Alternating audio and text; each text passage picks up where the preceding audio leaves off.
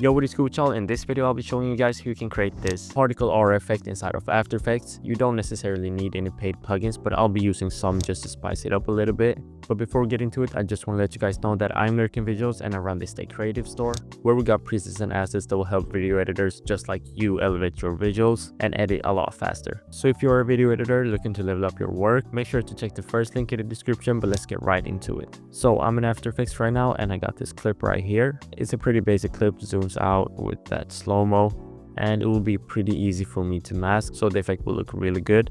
So the first thing that I'll start off by doing is masking out my subject. So I'll double click, grab the rotor brush tool and just start masking them out.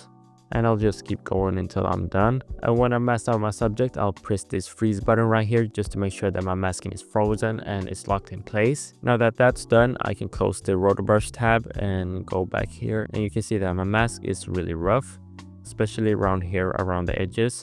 So to get rid of this, I'll add on a refine soft matte effect. This just smoothens it up a little bit.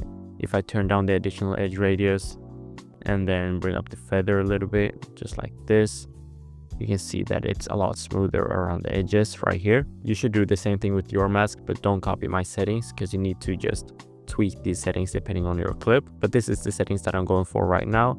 And I'll duplicate this layer and remove all of the effects from the background layer. And I can actually name this layer background and the top layer subject, just so I can keep track of it a little bit better. And when I've done that, I'll import my overlay. I think I got this aura overlay from Footage Crate, but I'm not quite sure. So I'll probably just leave this linked in a Google Drive, or you could just search up Google Plate if you don't want a Trojan virus from me. But now that I imported this, I'll just change the blending mode to add, just like this. Now you can tell it's a little bit too bright. I don't want it to be this bright. And if I change it to lighten, it's not as bright, but we can barely see our overlay. So to make this a little bit better, I'll add on some effects. I can start off with a curve on this overlay, and I'll just drag it on and create an S curve just like this. So now you can see it's a lot more visible compared to before, and we're getting a lot more of that kind of glimmer right here from the overlay. So that's good. And I'll also add on a brightness and contrast onto the background. And I'll actually keyframe the brightness and contrast and then go like halfway in right here, drag down the brightness and drag up the contrast to 100. Something like this. Now you can tell that our overlay is a lot more visible. And I'll also add on a hue saturation to the background layer just to change the hue to this bluish color, just like that. Now you can tell that it kind of matches. Only thing that I gotta do is just press U on my keyboard so I can see these keyframes, so I can ease them. I'll actually drag out these keyframes all the way to the end, but I'll also drag down the brightness a lot more, something like this. You can see we get that glimmer looking real good right here, as well as right there. And I'll actually turn down the exposure a little bit to like 0.6 and drag up the radius, just like that. So that's the before and after with the deep glow. And you don't necessarily need the curve if you don't want it, but I think it looks better with a curve. Now that we got this in place, feel free to add on like whatever effect you want to add on to spice this up.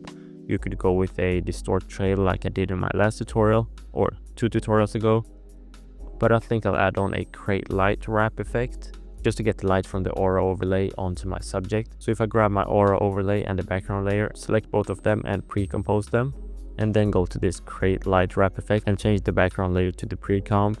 Then just drag down the settings, mess with the background blur a little bit. Now you can tell like right here where it's blue on the background from the overlay, it goes onto my subject. If I remove the effect and turn it on, this is the before and after. So it just looks like the overlay is actually in the scene and the light shines onto my subject. So it just looks a little bit better. It spices everything up.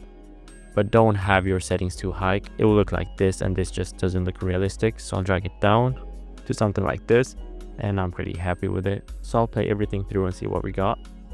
Yeah, that's hot. That looks good, but not enough for me. So I'll pre-compose my layers, and to this pre-comp, I'll add on a Twixer effect, and I'll change my input frame rate to the frame rate of my clips, just like that. And I'll add in a slow-mo somewhere around here.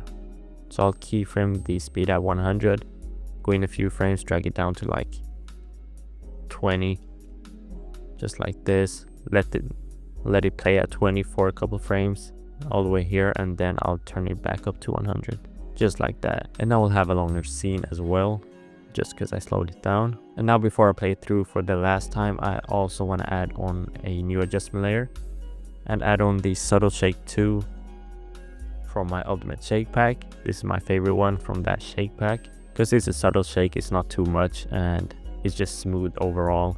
Like it fits on basically any video. Also got to make sure to turn on the motion blur. And now this is the final result. And yeah, it looks pretty good. It's really smooth, except for this twixter here. I think it's a little bit too much movement in the clip for that twixter, so I'll just move it a little bit later, like right here. Yeah, that's cool. I'm happy with that.